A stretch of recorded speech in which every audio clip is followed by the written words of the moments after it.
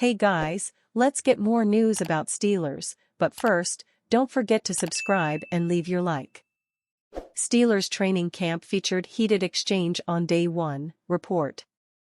Pittsburgh Steelers training camp is off and running and practice 1 didn't come and go without a couple of headlines.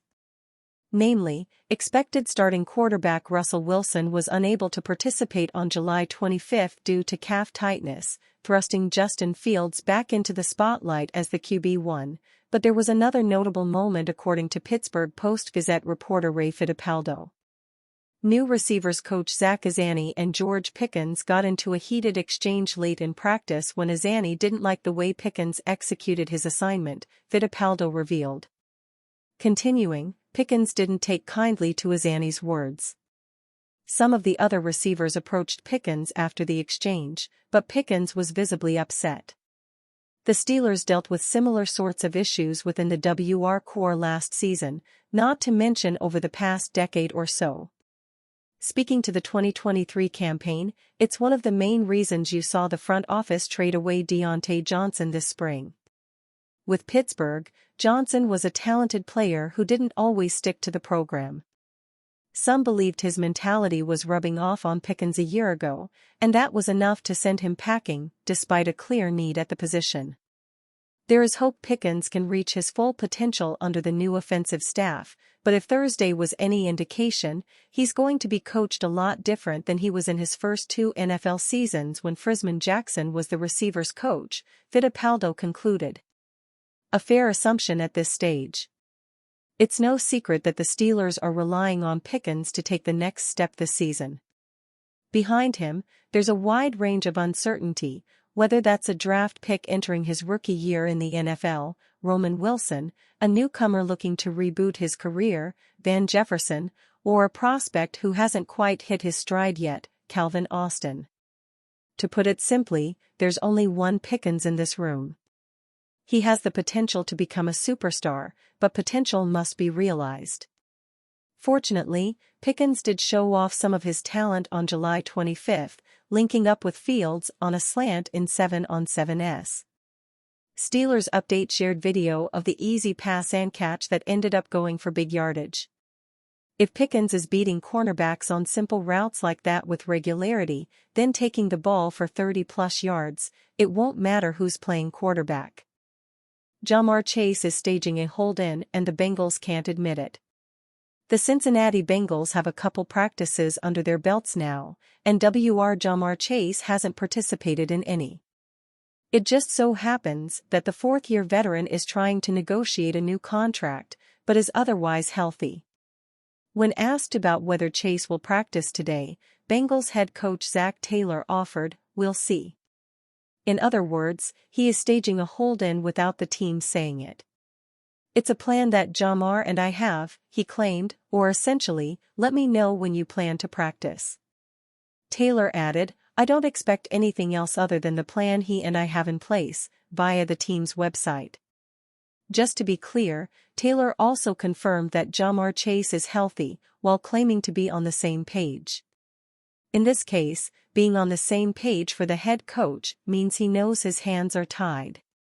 Chase is there and doing everything off the field, but he's holding in for a new contract. Interestingly, Taylor attempted to shroud the Chase situation in a broader plan for resting veterans to cover the hold-in.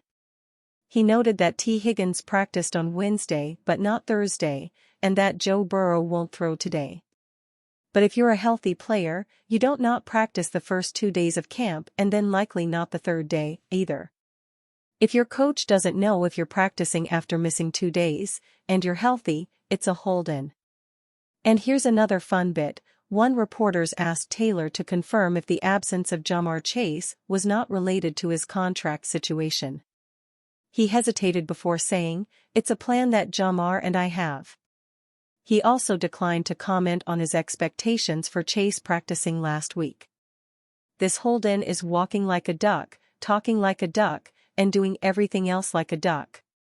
It's enough to keep it away from Devlin Hodges.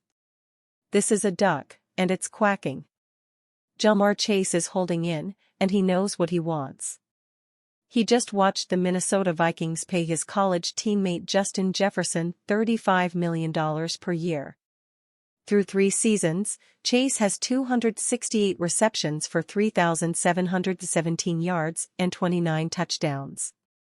He is a perennial Pro Bowler and just 24 years old, no question that he is one of the top receivers in the league. The Bengals are already paying Burrow top-of-the-market quarterback money, and they know Chase is integral to their long-term plans. The only quirk here is the fact that Chase still has 2 years on his contract, including the 5th-year option.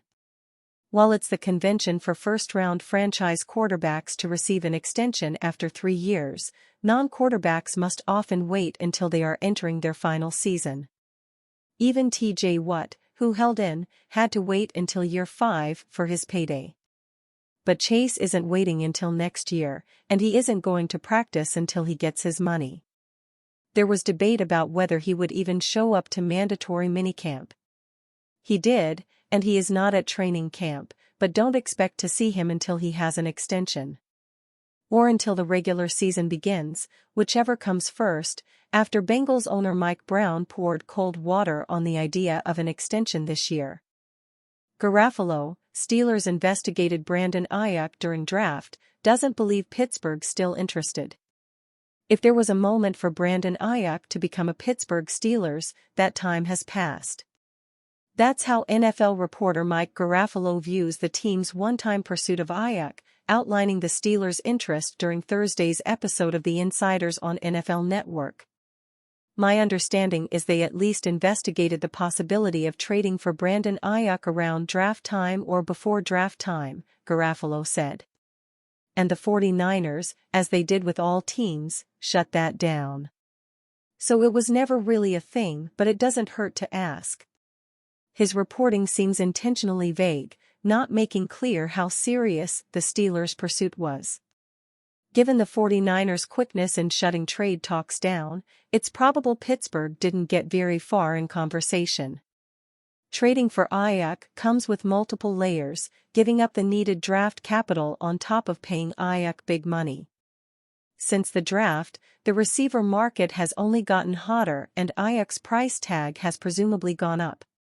While Garafolo's reporting about the past is notable, it's hardly surprising or all that new. What's more interesting is his belief in the team's current stance on an Aiyuk deal. "I don't sense that they would be in it for him anytime soon, even if the 49ers did open it up." While 49ers GM John Lynch left the door open to trading Aiyuk, he said during a Wednesday press conference his preference is to keep Aiyuk on the team.